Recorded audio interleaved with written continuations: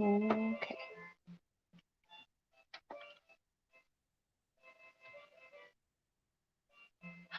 Hello, Erin.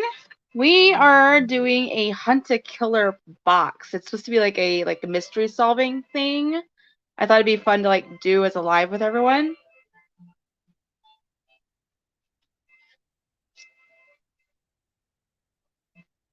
Our first episode is called Curtain Call. There's supposed to be 10 items in here to help us solve a mystery.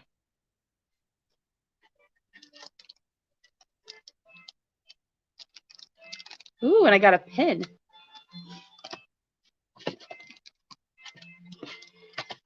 I actually haven't read any of this yet, so I'm not prepared. I didn't even have time for lashes. I'm running late. Thank you. It's the new Nomad palette, the Iceland one. I explored the fire side of it today.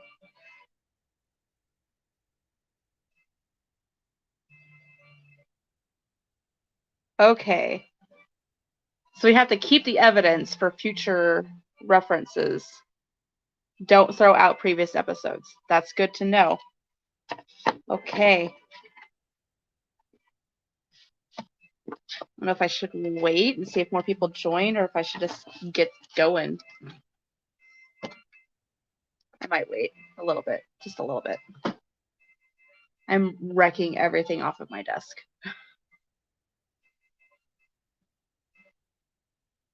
Okay, it says, instead of rushing to complete the objective, examine every item and read each document carefully. Let yourself become a character in this gripping adventure. That'll be fun.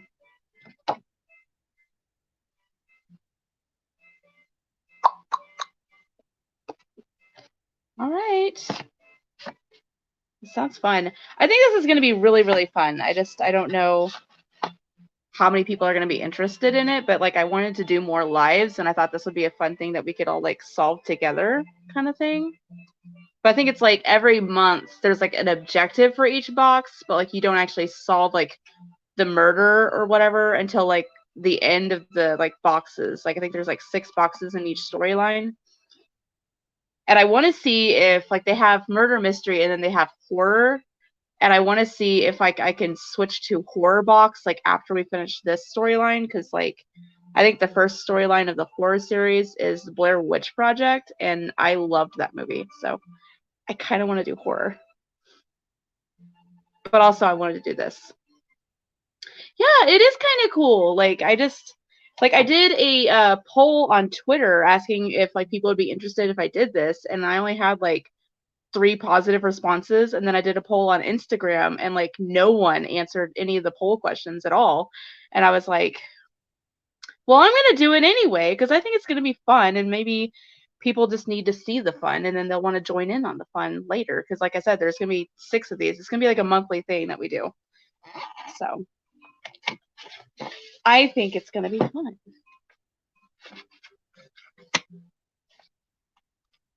Okay. Packet says Cadence Theater established 1928.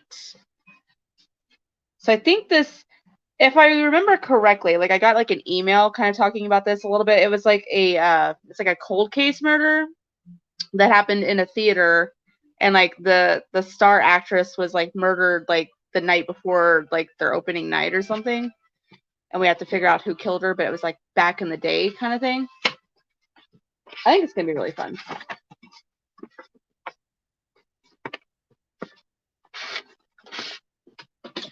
And something just went flying out of here. Oh God, I'm losing stuff already.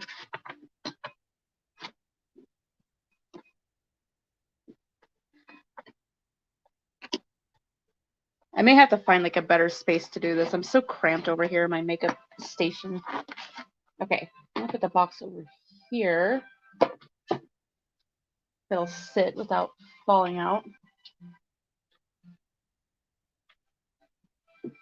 I'm gonna try and find what I dropped, because it might be a clue. It's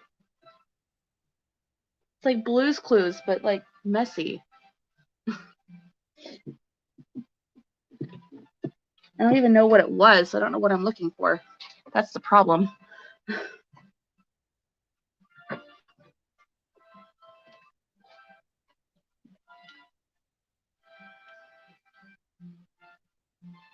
And all I'm seeing is makeup.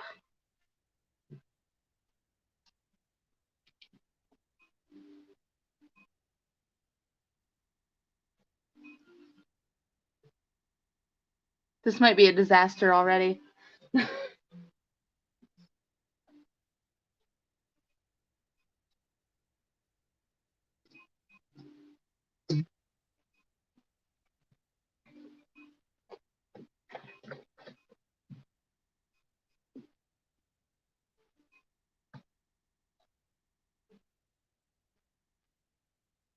Whatever it was like a little tiny thing. Like, I don't, you know, like the one missing puzzle piece? Like, that might be what it is. I have to put my hair up.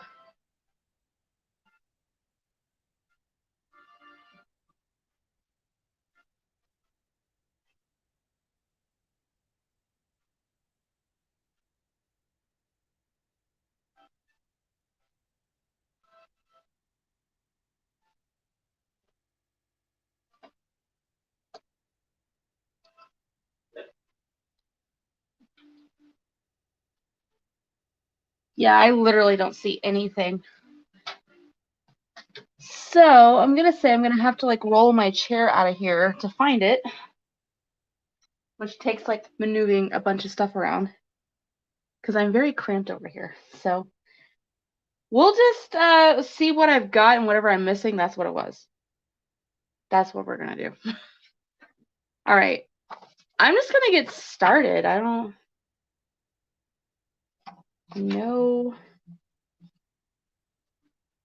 Is there something in here that tells us what our objective is? Bugsy, hush. He's been super barky today, so you hear me yelling at him a lot. Okay. It takes place in 1934. That's when this letter is dated. But I don't know what our like objective is supposed to be. Okay, this is it.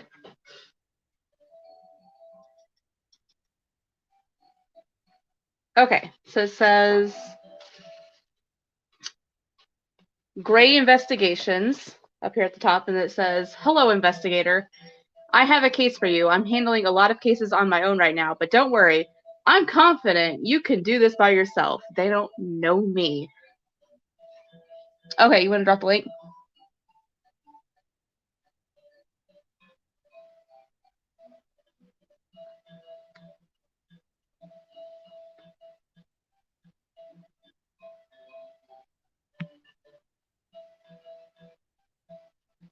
See if it'll let me put it in the chat. Yeah, there we go. I don't know if you guys can hear the music either. Like, I was just feeling like an island beat moment, even though it doesn't really go with the theme of this, but. Bug, can you be quiet, please? Can you be quiet, please? You want to lay down? Why don't you lay down and be a good boy?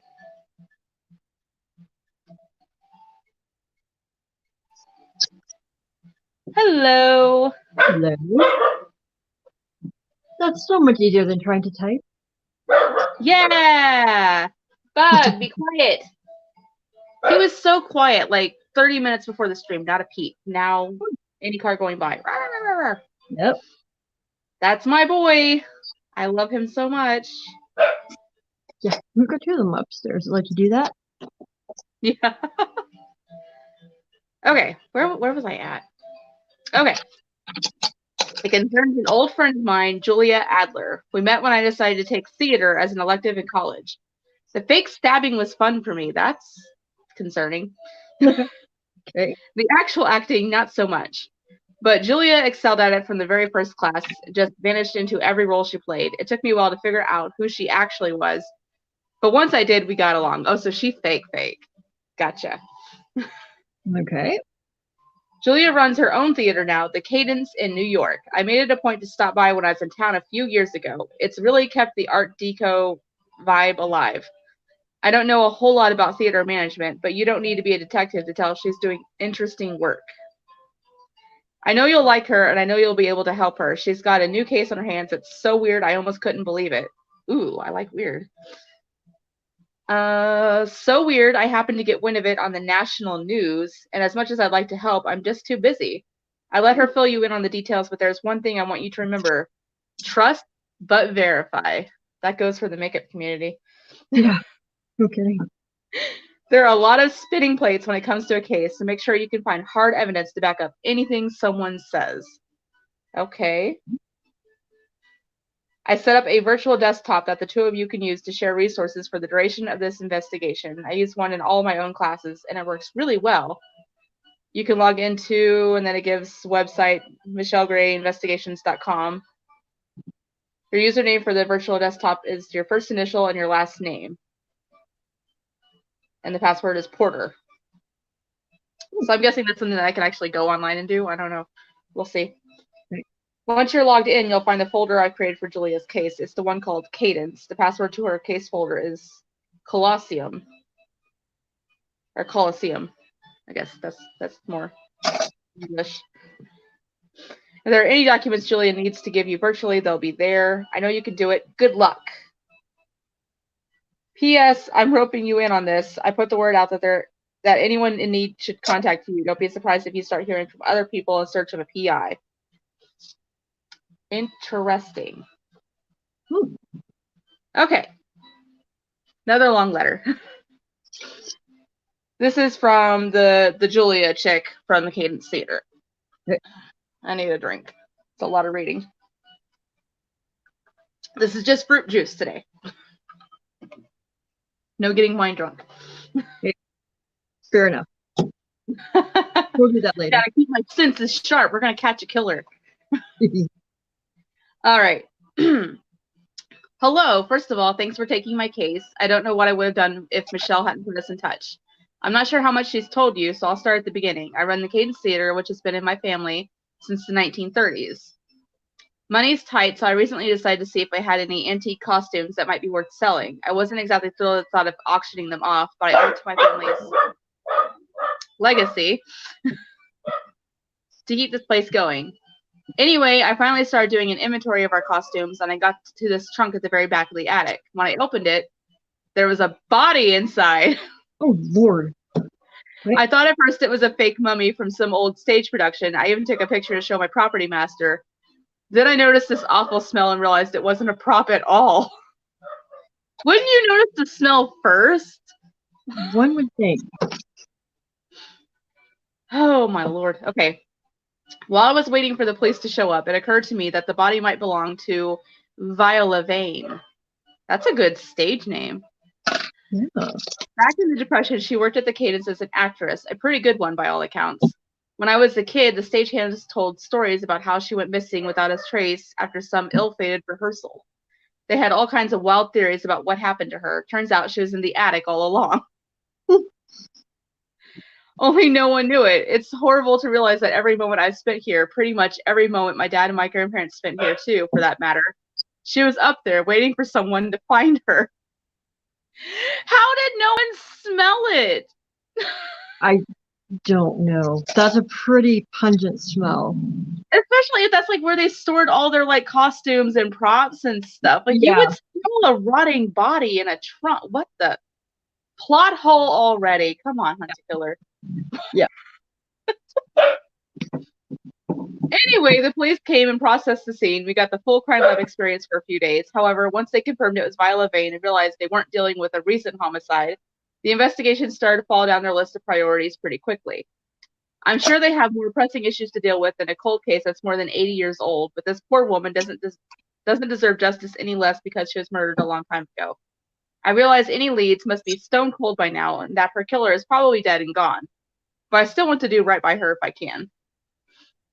I know the police don't have the same personal connection to this crime as I do, but I get the feeling they haven't been very thorough. After they released the theater back to me, I took another look around the attic and found an old cufflink stuck between the floorboards, basically right under the place where the trunk was. When I brought it to them, they said it would have wound up there at any time, so it wasn't of sufficient evidentiary interest. That's Mouthful. Hmm. Whatever that means. Maybe they're right, but it makes me feel like I can't rely on them to solve this case. And I need to move things forward as quickly as possible. It was bad enough that the theater had to close down while they processed the crime scene, but the press has been hassling me endlessly too. Worse yet, the theater's board of directors is blaming me for all of this. Why would they blame her for a body being in a trunk for 80 years? Hmm. Okay. Definitely a game. Yeah, right? I don't know what they wanted me to do. Pretend I didn't find a body? Yes. Good point. I need you to help me clear this mess up so things can go back to normal. I'm sending you as much information as I can about the theater from around the time Viola disappeared. We have lots of old records from that era, but it's going to take a while to comb through them. I have to admit that some of the handwriting can be a little hard to read, but I've had enough experience puzzling through my grandparents' records that I'm actually pretty good at making out what they say. In case you have trouble parsing any of the cursive, I've left transcripts of handwritten documents on the virtual desktop Michelle set up for us. Okay, so if I can't figure out what they're saying here, I can look it up online, I Okay. guess. That's handy. Hmm. I'm also sending a copy of the forensic report. Can't say how I got my hands on it, but it might involve a forensic anthropologist who's a closet theater nerd and some extremely good tickets to a hip hop musical about a certain founding father. Hamilton! I just figured if the police aren't doing anything with this information, maybe you can. I know you'll be able to show them how a real investigator works. I'm sure Michelle would say the place to start is with the murder weapon. I wouldn't be surprised if whatever the killer used was still in the attic when I found the body. That place was such a mess that it doesn't seem like a stretch to assume Viola's killer could have hidden a weapon up there. Being able to identify the murder weapon would take a lot of pressure off of me. I don't think the board will be too happy to hear I've engaged a private investigator to look into Viola's death, so I'd like to keep your involvement under the radar for the time being. Ooh, we're secret. Ooh. When you know the murder weapon, send me a message through the email shortcut on the vertical desktop and make the subject line curtains. You can put the name of the murder weapon anywhere in the body of the message. Maybe with your help, this case will finally get its big break. Okay, so I guess what we're trying to do is establish what their murder weapon is today then. Yep. It sounds like. Okay. Well, now let's do some more reading.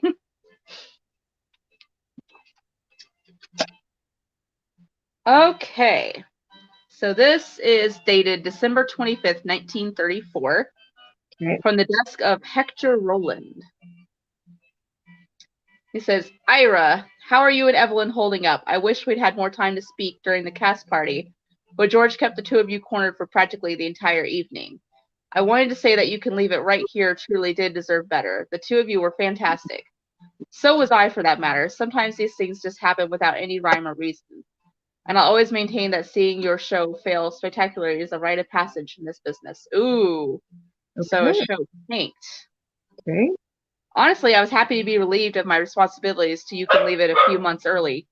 It was the perfect excuse to take a trip to the country house. I've still been having a hard time coping with everything, you see, and I was hoping the Connecticut air would clear my head. I was so tired of scanning every open doorway and grimy side street in the city for Viola. But as it turns out, I've started casting furtive glances at the tree line here instead. Okay, so Hector and Viola were probably like a thing. Okay. Where could she be? Why would she run off without telling any of us where she was going? Viola's one of the few people who ever got to know the real me. Aw. I thought we were going to be companions through all of life's trials and joys. Deep down, I'm still hoping that all this has been a terrible misunderstanding. The press are still calling at all hours and sending all manner of offensive queries to my team, of course. Most to ask for my statement, some just to assert their thinly veiled accusations of foul play. As though the investigation hasn't already been closed, I do understand how I must look, the humiliated former fiancé of vanished Viola Vane. But it's downright insulting how little credence anyone but my closest friends is willing to give me in all of this. Wherever Viola is, I hope she's got enough money on hand to cover a warm meal and a payphone. One call and I can have everything to bring her home. She belongs at the Cadence with the people who care about her. I know you feel the same, even if things had got a bit strained between the two of you toward the end of Duo. Let me know if there are any new developments. Happy holidays, Hector. And then at the bottom it says P.S. And then it's like, it looks like dates. That's 17-10, 3-6, 12-4, 23-9, 23-8, 24-10, 23-13, 5-12, and 7-10. Interesting. Now I know, like, I think like England and other places like that, instead of doing like, March 12th, they do 3-12 or something like that. They do it like the other way. They do.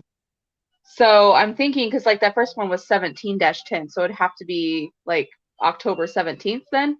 Yep. What does that mean? That's all that was on here. Okay, so we have Hector, the ex-fiance, who everyone's accusing of the crime. And this was sent to Ira, who apparently had a strained relationship with Viola. Let's keep that in mind. And then a bunch of dates. And a tank show. And a Maybe tank those show. were dates. Yes. Okay.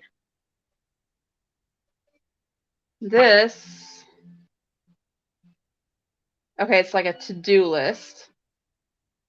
Dated November 6, 1934. So this is probably before her disappearance. Mm-hmm.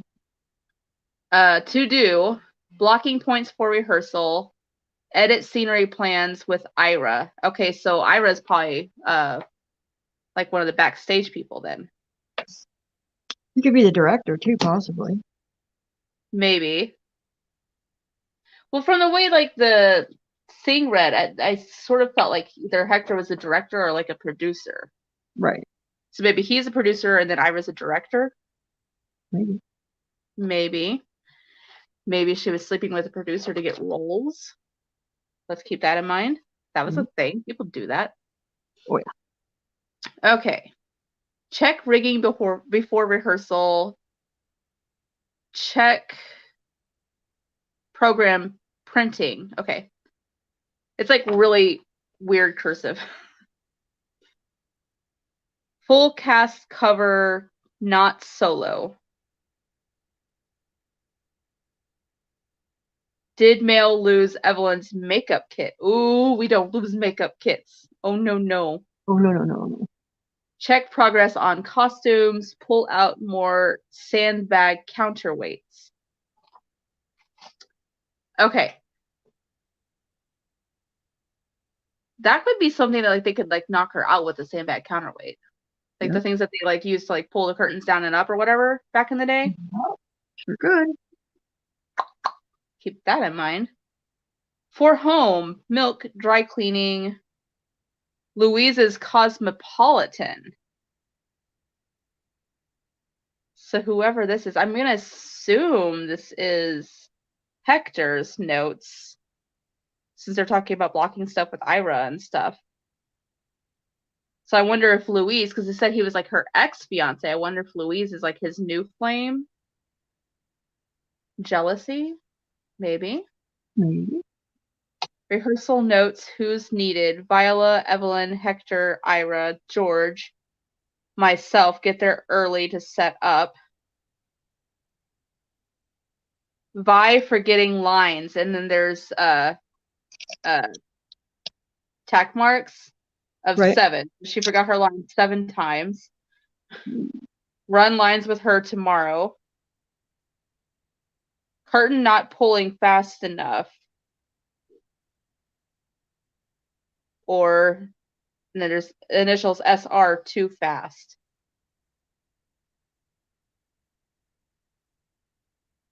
So they're having trouble with the counterweights in the first place.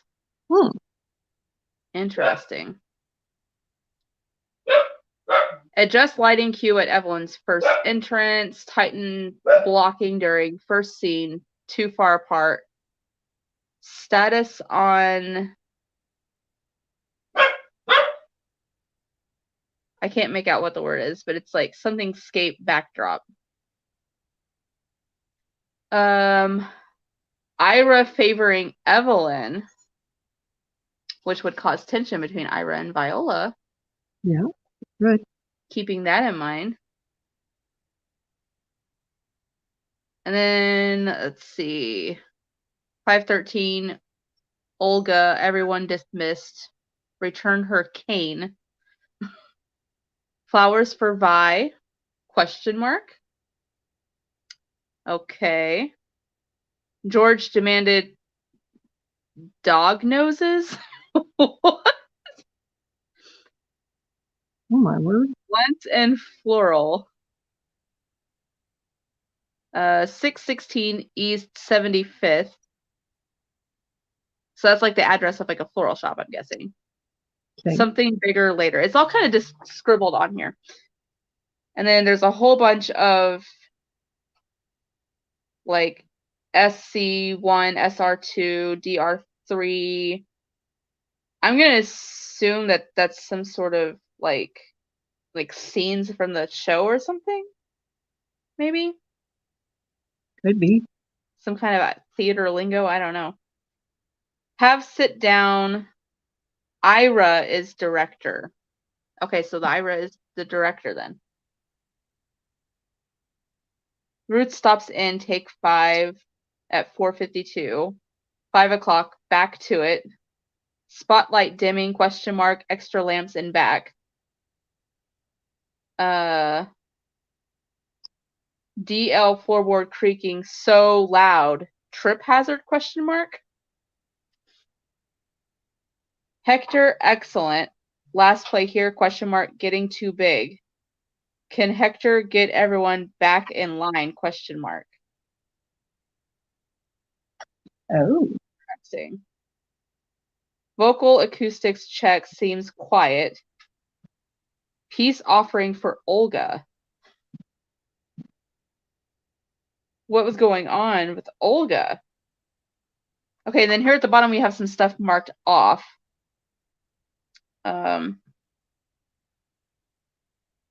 I can't make out what the word is because it's like marked through and it's like really closely written. Mm-hmm. But it says, bad idea, ask Vi.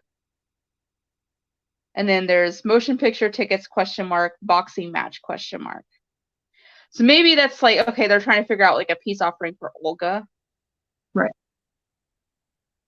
Maybe the first one is like a restaurant or something. Like they were going to, because it's just like one word. I don't know. Okay. So there's that. And there's also like this little graph with like ABC is what's written there. No, I don't know what that means. We'll figure it out though. And then here we have like a little notepad. Mr. Adler, that's Hector. You must know I have the utmost respect for your work. With that in mind, I hope you'll consider what might seem an inordinate request. Do not cast Viola Vane in your next production. Ooh. Ooh. Juicy. She is immoral and sets a poor example for those around her. As a new mother, I cannot expose my child to such vulgar influence. Miss Vane masquerades as an ingenue, but no respectable woman would act in such a manipulative and conceited manner. Ooh hoo hoo. Someone does not like her. Her presence will only do your production harm. I pray you will make the right decision. As Proverbs says, withhold not good from them to whom it is due, when it is in the power of thine hand to do it. Respectfully, Mrs. Ruth Erickson. So I'm going to guess like Viola was just, drinking and maybe hanging out with boys, and they're like, oh, whore. Because, it's the 1930s. That's a no-no. Yeah. Maybe she's a little bit of a tart. Yeah. Okay, Cadence Theater proudly presents The Strange Duo. Okay, that's the one where she had strains with the other person, Ira. The cast. Okay. Hector is in the cast. He's not the director. Okay, Hector Roland. Hector is joining the Strange Duo, fresh from an award-winning run as Hamlet. Oh, so he's like a serious actor. The dynamic performer has previously dazzled audiences and critics alike, as in roles including Wyndham Brandon in Rope, and Torvald Helmer in A Doll's House. Between Broadway runs, he lectures on dramaturgy in his alma mater in New Haven. He is overjoyed to share the stage with his lovely fiancée, Viola Vane. Okay, so they were engaged at this time. Does it say what date this was? Not seeing it. Okay. Viola Vane. Since her emergence into the theatrical world at only 7 years old, Viola Vane has starred in dozens of award-winning plays and musicals alike. You may remember her in uproarious turns as Eliza Doolittle in Pygmalion, or as Beatrice in Much Ado About Nothing. Or perhaps you know her from her heart-wrenching Anya in The Cherry Orchard. Now Viola is ecstatic to be cast across her dashing husband-to-be, Hector Roland, in this production. And then we have Melvin Kahane, who has not been mentioned yet. Melvin is a comedic veteran best known for his involvement in smash hit traveling comedy sensation The Four Fools. When he isn't on stage, Melvin enjoys the practice of martial arts. That's probably something to know. Yeah. Josefina Almonte. This is your first time seeing Josefina in a Broadway stage, but it likely isn't your first time hearing her. She recently parted ways with Richard Bellow's Swingin' Orchestra to pursue acting, and we here at the Strange Duo are lucky that she did. So we got a jazz baby. Evelyn Kittredge. I think this is one that's been mentioned in that other one. A country mouse at heart, Evelyn is new to the Big Apple, but an old hat at performing. Back in small-town Ohio, her only audience was her large and loving family. Nowadays, all the world's her stage. Evelyn has been featured an ensemble member of the smash hit musicals Nothing Stays and Farewell Fowley.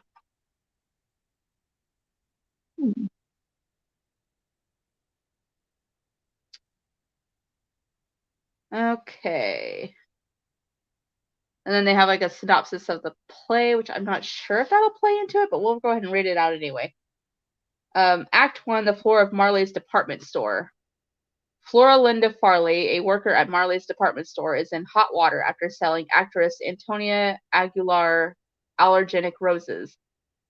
As an argument erupts between her and Antonia's assistant, a bottle-aching Maximilian Marley is roused from a nap beneath the jewelry counter. In a bid to win back his ex-lover Antonia's favor, Maximilian joins her assistant in berating Flora Linda. Mr. Morris Marley overhears and declares that Maximilian must learn humility by switching lives with Flora Linda. If Maximilian is unable to prove himself capable of doing so, Flora Linda will be declared Morris's heir in his place. What is this play? I have no idea. It's a little Act weird. 2, a charity gala. A destitute Maximilian who has taken a second job as a waiter runs into Flora Linda at a charity auction. Maximilian admits that he has gained a new respect for her, and a compassionate Flora Linda places a flower into his buttonhole. Antonia, who is also in attendance, recognizes Flora Linda from the flower fiasco and attempts to confront her. Maximilian intercedes, and the flower in his buttonhole causes another of Antonia's allergic reactions. Humiliated, Antonia vows to ruin the Marleys. Act 3, the mansion of Mr. Morris Marley. As Antonia's fans boycott the store, Maximilian mourns the loss of his future. Flora Linda admits she will miss her life of luxury, showing Maximilian a ruby necklace she purchased at the charity auction. Maximilian recognizes the centerpiece as a rare gemstone Antonia had always desired. The duo trades the necklace to Antonia in exchange for her public endorsement, and Marley is saved. Morris decrees that Maximilian and Flora Linda work best as a team and that he would like the both of them to be his heirs. Hand in hand, they gleefully agree. What in the world? I have no idea. This is just bizarre. I trust you've enjoyed our production of The Strange Duo. I'm tremendously proud of our talented cast and crew who brought Miss Nielsen's charming script to life. I owe special thanks to Mr. Adler for his vision and drive, and to Miss Vane for being all that one could hope for in a star. George Erickson. Right then. Okay. And on the back, there's like a couple of ads, but I don't feel like that's going to play into the... Probably not.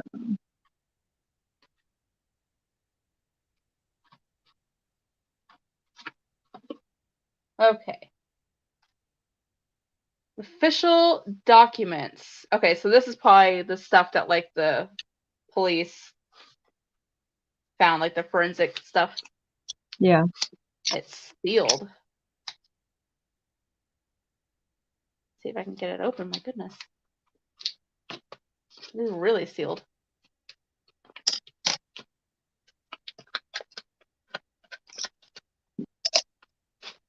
Okay, that'll work.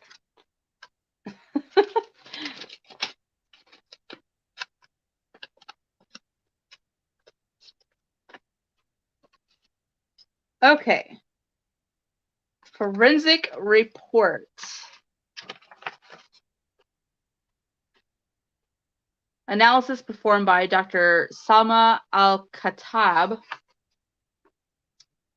Context. The remains were discovered in an antique trunk stored in the attic of a theater in Manhattan. Once it became clear to the New York City Medical Examiner's Office that the advanced state of mummifications would prevent the performance of a traditional autopsy, the remains were sent to this facility for analysis. In order to avoid damaging the remains, the trunk was delivered to Whitlock's laboratory in its entirety. So they just sent the whole dang thing. Okay. After extrication of the remains from the trunk, each item in the trunk itself was cataloged. The New York Police Department has taken the responsibility of cataloging the remainder of the materials found in the attic. The remains then underwent a series of X-rays as well as MRI and CAT scans in order to enumerate their identifying physiological characteristics and to determine cause of death. The remains have undergone extensive mummification and are remarkably well preserved. I wouldn't think that they would mummify just being in a trunk. One wouldn't think. Right? Like, how does that happen? I don't know. Beyond my knowledge. Okay. Mummified actress. This is likely due to a variety of environmental factors. Interesting. If the remains were placed into the trunk and subsequently experienced low humidity or extreme temperatures soon after the time of death, spontaneous mummification may have occurred within a number of weeks. I don't know if that's medically sound, but okay. I don't know either. As a nurse, I couldn't tell you. Right? Like, Additionally, the construction of the trunk, which is 60 centimeters in width, 120 centimeters in length, and 60 centimeters in depth, would have prevented all animal scavenging and most insect interference with the remains. The remains themselves were arranged such that the body's left sagittal plane faced downward. What's a sagittal plane? I think that means she would have been placed face down. Okay. I think. I don't remember. Since the most dramatic perimortem trauma was inflicted on the left side of the cranium, it can be reliably assumed that death occurred before the remains were placed into the trunk. The manipulation to the remains required to fit them into the space of the trunk suggests the remains were placed there before the onset of rigor mortis within a few hours of death. So she was cracked over the head. That's kind of what I'm getting from. But see, like, I know, like, when you die, like, however you're placed, like, all of your blood goes to, like, the bottommost point.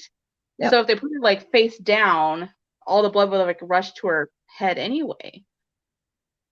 Well, into the face and then into the body, but Yeah. so she was placed there before rigor mortis, so they cracked her over the head and they put her there quite quickly. Which could have been the sandbags. Yeah. No, well, it's hard to say. Would sandbags actually make a dent in the head? They would bruise it, but would they crack your skull? If they were, like, all the way up, like the curtain was down, right, and then they dropped it or something. Yeah. I could see it. I don't know. I might just be stuck on the sandbags. Okay, clothing and accessories. On remains, knee-length black wool coat, pockets found to be empty. Garment is in relatively good condition. So she was wearing a coat, so she was, like, leaving. Yeah. Calf-length heather green wool dress. It is likely the material of this garment absorbed some moisture from the remains, aiding in the mummification process. The fabric of this garment is in extremely poor condition. Girdle constructed of elasticized material in very poor condition. Bandeau style satin brassiere, drastically discolored and in very poor condition. Satin tap pants, drastically discolored and in very poor condition. Semi-sheer rayon stockings, drastically discolored and in very poor condition. Green side button shoes with 3-inch heels, size 7, comprised of leather and suede, somewhat discolored with age, but overall well preserved. White gold wristwatch with 12 marquee cut emeralds, ooh la la, inlaid around the perimeter of the watch's face, affixed to the left wrist. Year of manufacture is 1934, which is when most of this took place, wasn't it? I think so. So that was like a recent gift. Maybe it was like an engagement gift. Mhm. Glass of watch's face is shattered. Internal mechanisms appear to have been knocked out of place through blunt force. Time on the watch's face reads 5:57. So she was killed at 5:57. Yeah, or put in the trunk at 5:57. Okay, surrounding remains: black leather purse in relatively good condition containing the following: $63 cash. She was rich for 1930. Yep. As a stage actress? That doesn't seem right. That is a lot of money. Actors Equity membership card issued to Viola Vane. United States passport issued to Victoria Gaina. It's probably her legal name then. Yeah, I would say. It's like Viktor. Hmm. Victoria. So she's probably like Russian or something. Yeah. Somewhere over there. This document describes Miss Gaina as a female born on the 16th of June in the year 1911. Hmm. 1 pack of cigarettes unopened, 1 sterling silver cigarette lighter, Mhm. 1 collectible. But quiet. Quiet. No. Quiet on set. Quiet on set. We're filming. You don't care. 1 collapsible knife, stainless steel with a blade 7.5 centimeters in length. There's no evidence of genetic material on the blade itself. 1 stainless steel key, 6.4 centimeters in length, 3 centimeters in width. 7 dresses of similar size and cut to the one worn by the remains, made by varying materials. The dress directly beneath the cranial wound was moderately discolored, as was a dress that lay atop the body. Oh, so they tried to bury her in the trunk.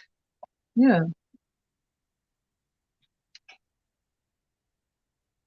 So I'm going to say there was stuff in the trunk.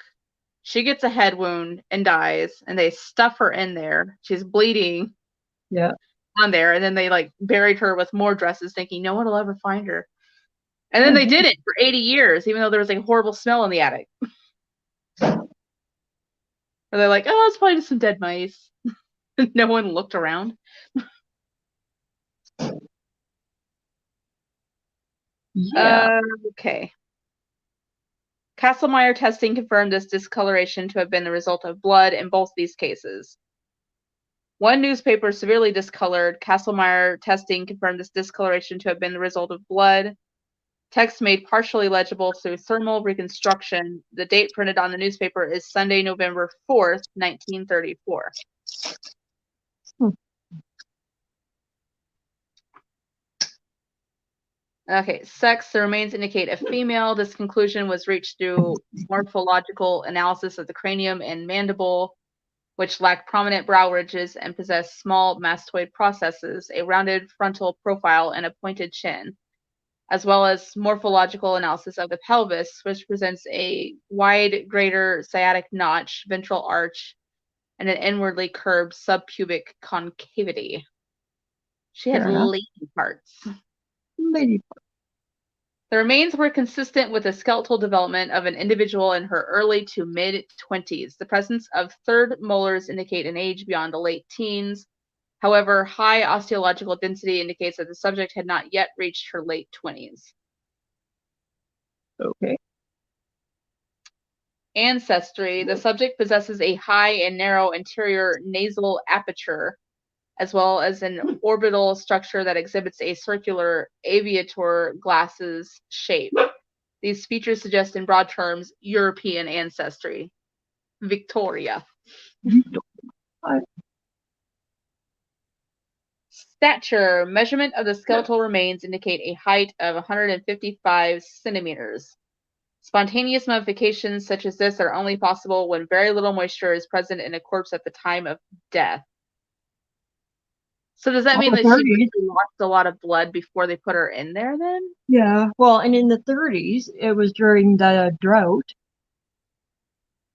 True. The preservation of the skin suggests that the subject had relatively little excess moisture in the form of body fat while alive. So she was skinty. Yep. Indicating a slender frame. I could never. There will be moisture everywhere if I die. Yep. Me too.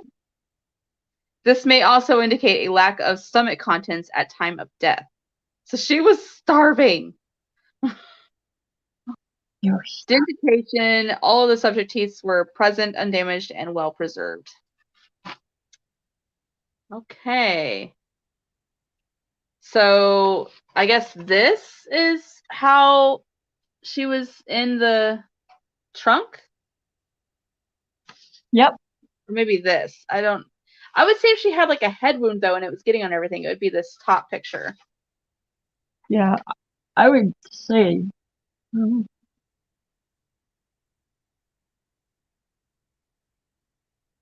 Okay. So it says left wrist perimortem trauma. Okay, so it's trauma before death. Yeah. And then front left portion of the skull, extensive perimortem damage, likely cause of death. Okay. And then pelvis, antemortem degradation of ligaments. Right forearm healed, antemortem injury. Right hand healed, antemortem injury. So those were pre-death injuries that had healed. She'd had like a broken wrist and. Interesting.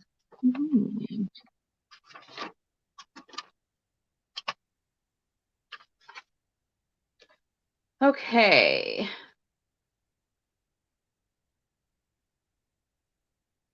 I don't think I've read this part. Okay. There is a depressed fracture on the upper left quadrant of the cranium's frontal bone near the coronal suture. This fracture is 8 centimeters in diameter and circular in shape, like a sandbag. That's over here by the eye-ish area, I think. I'd have to look because I don't remember everything, but I think that's up there. Indicating the use of a weapon of corresponding size and shape. So something 8 centimeters and like round, like a sandbag. It's a sandbag. It's a sandbag. I'm on it. Okay.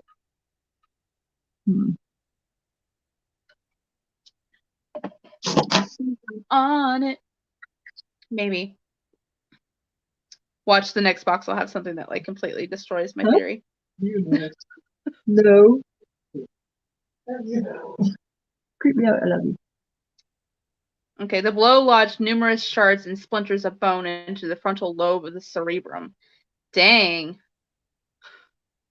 A number of these bone fragments have remained partially attached to the cranium itself. This indicates the periosteum was still present at the time of fracture, and therefore the injury can be assessed as perimortem trauma. This, coupled with the total absence of healing along fracture lines, indicates the injury is the cause of death. Initial X-rays also indicated a foreign body embedded into one fragment of the subject's frontal bone. Extraction efforts revealed this body to be a single cabochon cut ruby. Oh, I don't think your sandbag's gonna work then. What the heck? In addition to the extensive perimortem trauma of the cranium, there are several unhealed linear fractures present on the left distal radius, the left scaphoid, and the That left lunate. so that's the gluteus is the butt, the radial is the wrist. What's a scaphoid? Scaphoid is also, I think, in the wrist area, I think. Okay. Paired with the damage to the watch in the same area, these injuries can be understood as defensive wounds. Okay. So So she's someone fighting with were to kill her with a sandbag. Dang it. I thought I was on it. no, no sandbags. We gotta keep investigating. Okay. The remains indicate no post-mortem trauma, They didn't do anything to her after she died. except for stick her in her trunk. Yeah. Well, In addition to the unhealed perimortem injuries, the remains also present a number of fully healed antemortem injuries. These injuries were not associated with the time or cause of death, but instead illustrate the subject's broader medical history. A list of the injuries follows. okay. Healed green stick fracture to the right proximal ulna. Your ulna is your That's like one of the arm it's bones, like isn't that it? long bones in your arm. Healed tuft fracture to the right distal phalange. That's a finger, right? Phalanges are your fingers. Yeah. So she broke her arm and a finger. Okay. Moderate antemortem degradation of the sacrotuberous ligament. The subject weakened pelvic ligaments could be understood as a result of a physically demanding career or as a result of movement of the posterior sacral foramina. I do not know that. Well, I don't think she had a physically demanding career. She was just an actress. Well, for actresses though, you go quite a bit, Yeah, I think. maybe. I mean, like, I guess, like, kind of walking around on stage a lot. I don't know. I don't know. Interesting. These remains represent an adult Caucasian female aged in her early to mid-20s with a height of 155 centimeters. All pathological evidence lines up with the identifying documents present on the remains. It can be confidently assumed that the remains are those of Victoria Gaynor, known widely by her stage alias Viola Vane. An assailant appears to have dealt two powerful blows to the victim utilizing a blunt object. One made contact with the left wrist, which she likely held in front of her in defense. The other made contact with her skull, potentially lodging a small gemstone into her cranial bone, while simultaneously lodging shards of bone into her brain. Death, if not instantaneous, likely occurred within minutes of this injury. Shortly after death, the victim's remains were manipulated into the trunk where they remained until their recent discovery. So what would have a ruby on it, though, I have no that you idea. could feel like blunt trauma with?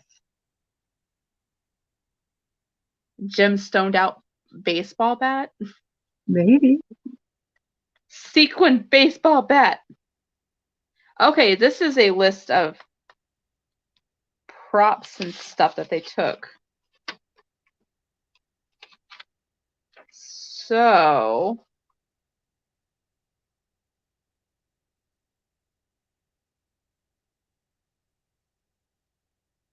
there's a sword in here. That wouldn't be blunt though.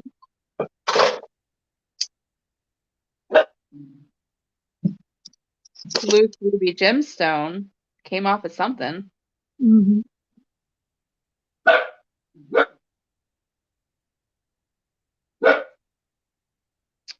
Okay. Let's see. Midtown South Precinct, Cadence Theater, location, type of case, homicide, bunch of case numbers and stuff. Prepare Detective James Smith. Case status ongoing. We're going to solve it. Item Framed black and white photograph. There's like a search grid. Hanging on wall, subject unidentified male. 2 musical clown dolls. The location was a dented metal box partially filled with dirt. Box inlaid with gems, emerald cut 6 centimeters in length, 2 centimeters in width, and 3 centimeters in height, several missing. But it wasn't an emerald that they found, it was a ruby. Mannequin torso placed on top of prop throne, wearing sunglasses, limbs not found. Prop throne in center of room, ornate wooden throne with holes in upholstery. Prop crown found atop mannequin head, severely dented, briolette gems measuring 5 centimeters in length, 3 centimeters in width, and 3 centimeters in height.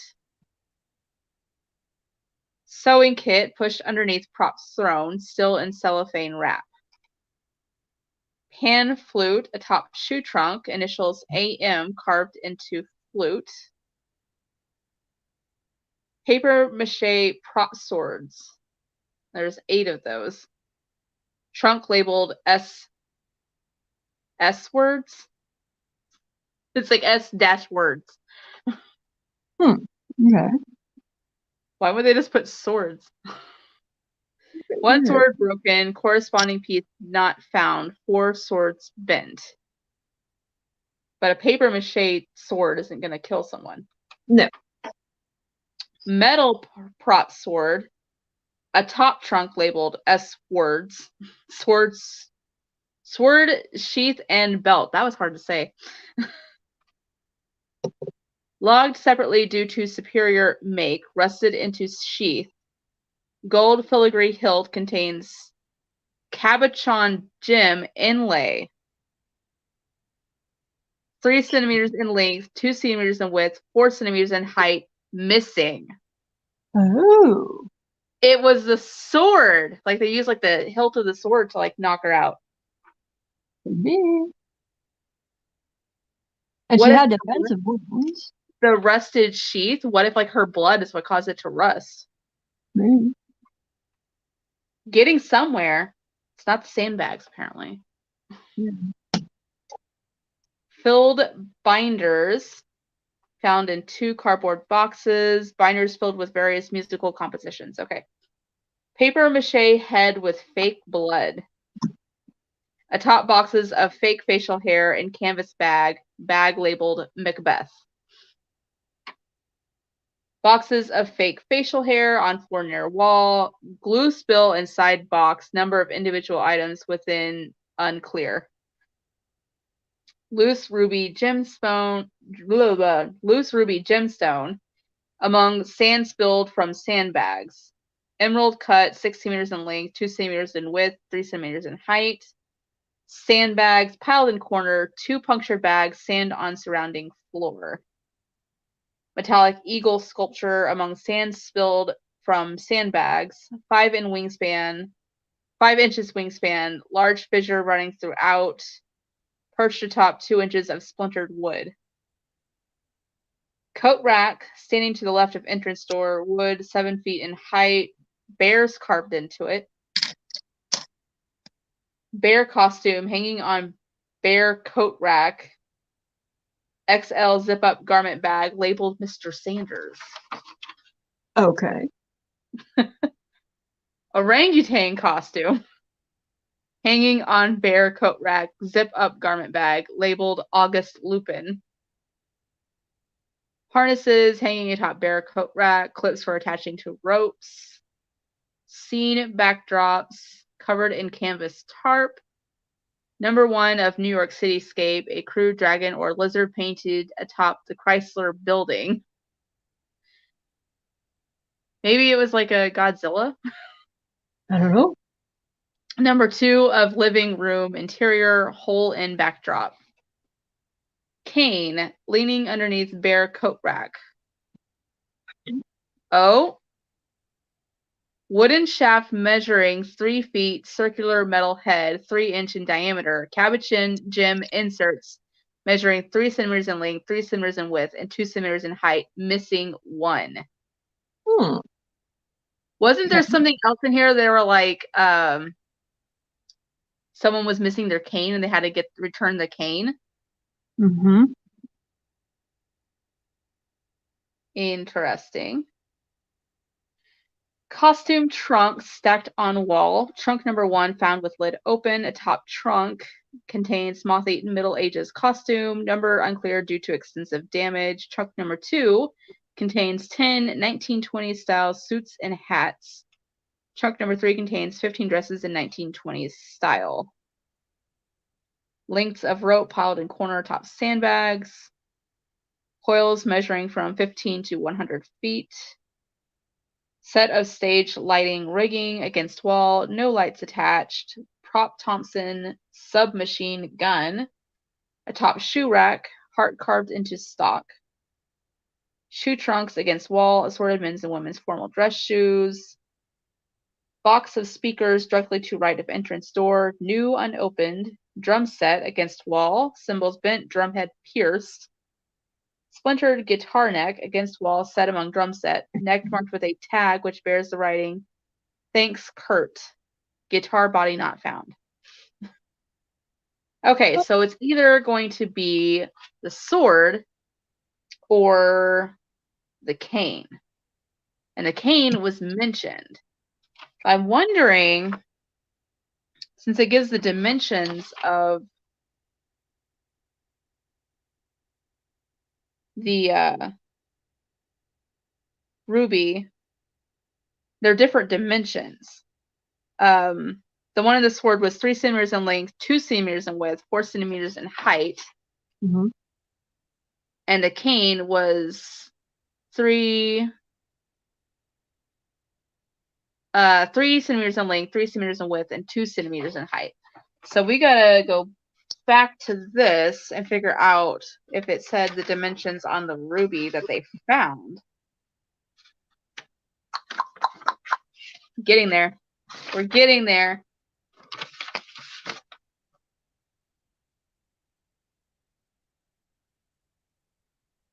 Where was it that it said?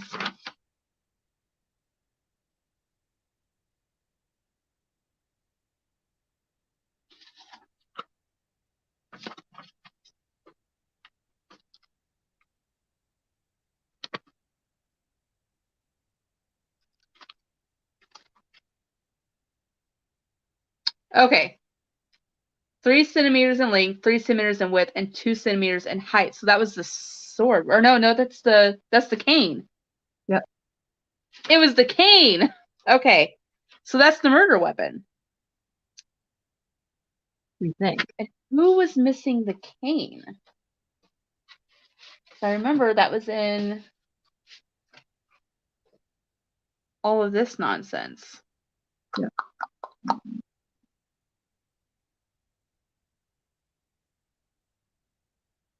Da, da, da. Olga.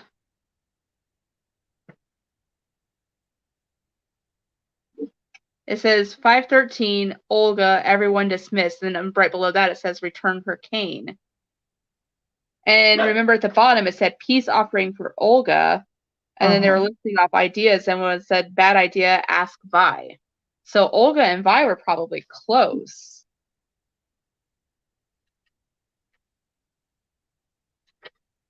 Or not. And Olga's the one with the cane. So we might have a possible.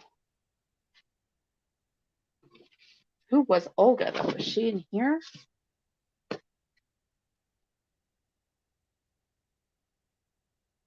Okay, there's not an Olga listed in the cast list. So she's either like a behind the scenes person or either Evelyn or Josephina. Maybe those are stage names and Olga's like her real name. That's probably it. That's probably going to be in a future box. But we We're supposed to figure out what the murder weapon was with this box, and we know it was the cane now. Yes, we did. Only took us an hour to get there. That's all right. There's only two of us too. So. Yeah. Well, I'm sure other people will watch. But this was fun. It was. So we've got 5 more boxes to go, and I'm going to hold on to all of this. I think what fell was probably that little pin from Hunt a Killer. Okay. So I think that was everything. But that was fun. Thank you for joining me. You're welcome. And we'll have a new box next month with more stuff to help us solve the mystery. So okay. And we've got this to go back to if we need it. Yeah. That's why I wanted to do a live, so we could just go back and rewatch it before like the next live. Plus, I'll have everything, and then I'll probably watch this before I do the next live and do like a brief like recap.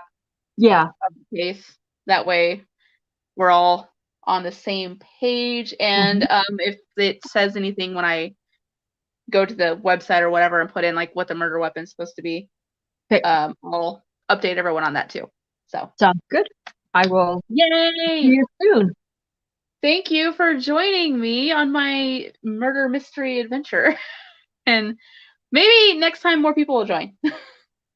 Well, yeah, we'll make sure to like advertise it a bit and stuff. Yeah. Well, I did on Twitter and Instagram. Oh, okay.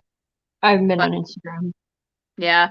I don't feel like a lot of people have lately, so that might be part of the problem. But anyway, that was this. Thank you for joining, and I'm gonna end the stream now and get some food because I'm hungry. I'll see you later. All right. Thank you. Bye.